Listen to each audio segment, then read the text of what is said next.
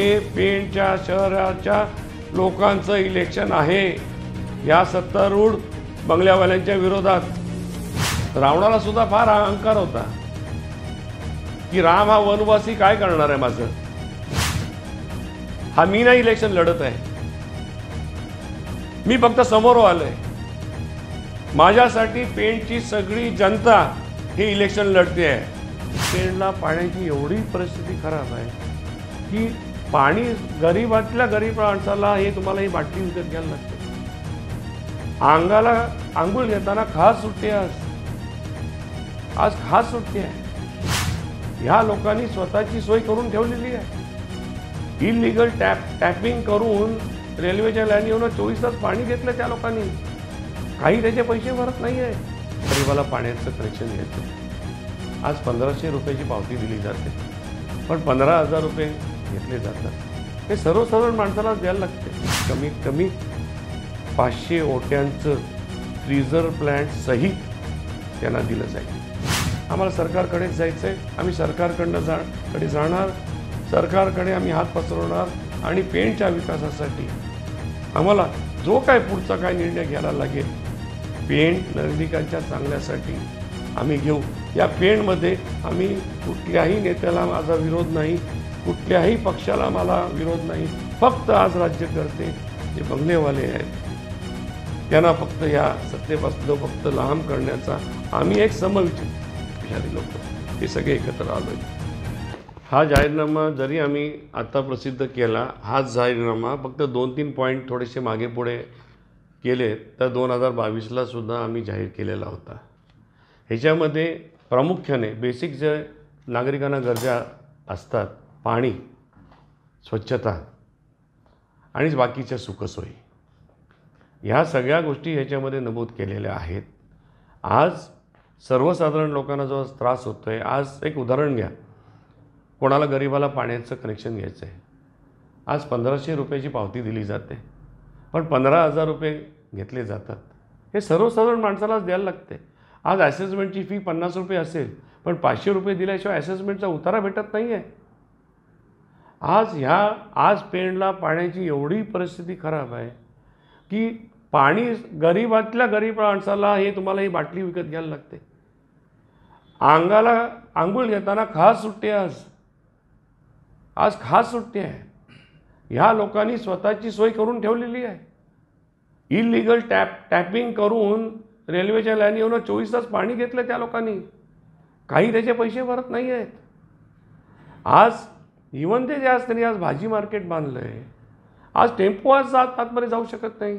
आम्ही आमच्या या जाहीरनाम्यामध्ये मंडईचं सुद्धा आम्ही म्हटलेलं आहे, मंडई की पुण्यासारखी असेल, कांदा बटाटा वेगळा, फळभाज्या वेगळ्या, फळं वेगळं, भाज्या वेगळ्या। दुसरं एक आश्वासन आम्ही कोणी समाजाच्या दृष्टीने आम्ही जे केलं आहे, मी नगराध्यक्ष असताना आम्ही एक मच्छी मार्केट बांधलं होतं, त्यांनी ते तोडून फक्त तिकडे पत्रे टाकलेले आहेत। त्यांना मी आश्वासन दिलेलं आहे, या 5 वर्षामध्ये कमीत कमी 500 ओट्यांचं फ्रीजर प्लांट सहित त्यांना दिलं जाईल, मंडई केली जाईल।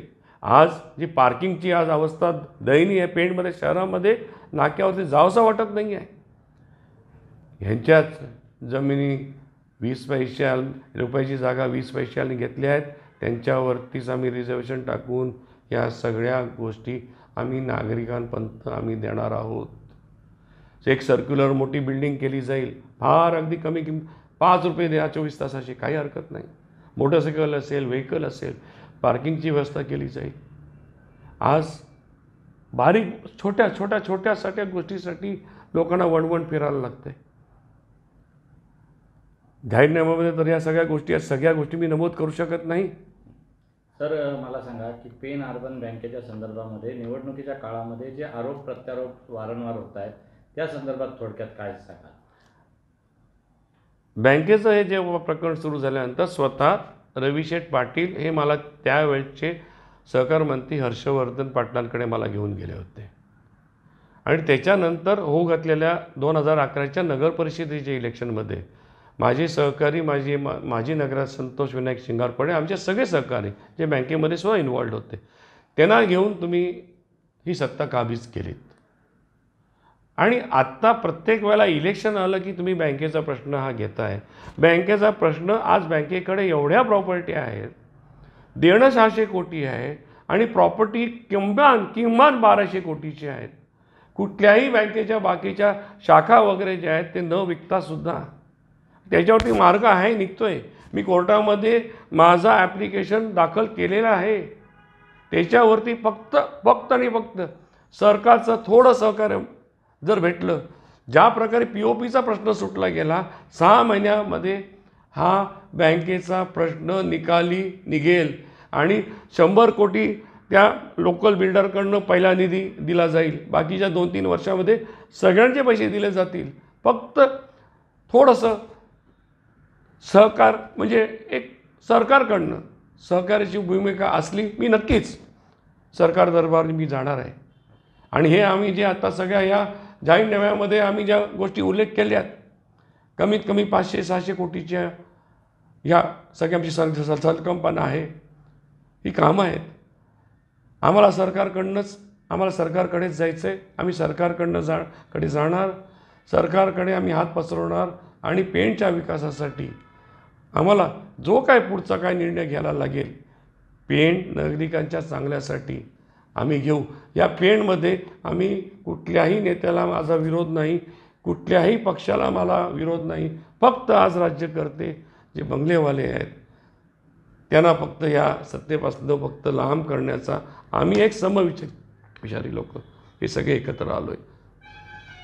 तर काय सांगाल, रिया धारकर निवडणुकीच्या रिंगणात आहेत, आव्हानात्मक लढाई होईल का? जे आपल्या प्रतिस्पर्धी जे उमेदवार आहेत ते निवडणूक केवळ औपचारिकता आहे असल्याचा दावा करतायत. कसं बघता? ही निवडणूक आव्हानात्मक आहे, विजयश्री खेचून आणता येईल कसं काय सांगा? आता अहंकाराला औषध नाही हो. रावणाला सुद्धा फार अहंकार होता की राम हा वनवासी काय करणार आहे माझं, हा मी नाही इलेक्शन लढत आहे, मी फक्त समोर आलोय, माझ्यासाठी पेणची सगळी जनता हे इलेक्शन लढते आहे, मी नाही आहे याच्यामध्ये, मी फक्त लीड घेतला आहे. त्याच्यामध्ये संतोष विनायक शिंगारपुरे असतील, समईश्वरी सगळे लोक असतील, हे पेणच्या शहराच्या लोकांचं इलेक्शन आहे. या सत्तारूढ बंगल्यावाल्यांच्या विरोधात आज जे रिया धारकर आलेले आहेत ते पुण्याला काही वर्ष होते, 10 वर्ष त्यांच्या मुलाच्या शिक्षणासाठी. आता तो पुढच्या शिक्षणासाठी लंडनला जाणार आहे. ते आता इकडे स्थायी होणार आहेत. आणि मी सुद्धा 2021पर्यंत पेणला स्थायी झालेलो आहे. माझंसुद्धा पूर्ण लक्ष ईश्वरकृपेने जनतेने कौल दिला. माझंही पूर्ण लक्ष नगरपालिकेवरती असतील, पार्टी प्रतोदचं ऑफिस असेल, मीही तिकडे आठवड्यातनं 4-5 दिवस मी वेळ देईन. सगळ्या गोष्टी या कशा लोकांपर्यंत पोहोचल्या जातील याचा पाठपुरावा आम्ही घेत जाऊ. सर मला सांगा की आता जे काही ज्यांच्या हातामध्ये सत्ता आहे नगर परिषदेची, आतापर्यंत ज्यांच्याकडे सूत्र होती, पेनचा कायापालट झाला आहे, जनतेला अपेक्षित विकास झाला आहे, काय सांगा? आज पाण्याची परिस्थिती बघा काय आहे. आज आंघोळ घेतली तर अंगाला खास सुटते. आज अंडरग्राऊंड लाईटिंग म्हणजे वीज पुरवठा हा 4.5 कोटीचा उपक्रम त्यांनी घेतला. पण त्याच्यामध्ये काही खोके इकडे तिकडे गेले, ते चालू करण्यात आलेलं नाही. ते लाल डबे जे पडलेले आहेत बाजूला कोपऱ्यामध्ये, अक्षरशः बोलू नये पण त्याला रवी पाटलाचे ATM बोलतात. आज अंडरग्राऊंड त्यांनी गटार घ्यायचा प्रयत्न केला होता. एकही पत्र शिल्लक राहिलेलं नाही, एकही पत्र. आम्ही आमच्या काळामध्ये BOT तत्वावरती स्टेडियम बांधलं, इंडोर गेम हॉल बांधला, इमारत उभी केली, नाट्यगृह 80% पुरं केलं. त्याच्यानंतर नाट्यगृहसुद्धा त्या 14 वर्षामध्ये काहीही करण्यात आलेलं नाही आहे.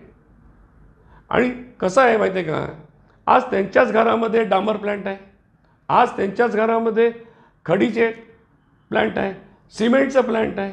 सगळी जी कामं घेतात हे घरामध्ये घेतली जातात. कुठल्याही कार्यकर्त्याला मोठं केलं जात नाही आहे. फक्त आणि फक्त स्वतःचा विकास एवढंच त्यांचं ध्येय आहे, बाकी काहीही नाही. आज घराणेशाही जर बघायला गेलात तर एका घरामधनं 3-3 उमेदवार उभे आहेत. तीन उमेदवार उभे आहेत, 3 उमेदवार. एक 8 नंबरमध्ये अनिरुद्ध, 4 नंबरमध्ये अनिरुद्धची मुलगी आणि नगराध्यक्षाला ज्या आहेत त्यांच्या ललित पाटलांच्या पत्नी त्या उभ्या आहेत. हे म्हणजे काय, आणखीन जर कोण असतं कदाचित अजून 4-5 त्यांनी उतरवले असते. कदाचित पुढच्या जनता त्यांना कौल देणार नाही. जर दुर्दैवाने जशा गोष्टी झाल्या तर कमीत कमी 5 ते 6 त्यांच्या घरातले उमेदवार असतील. ह्याला घराणेशाही नाही बोलायचं, मग काय बोलणार आपण.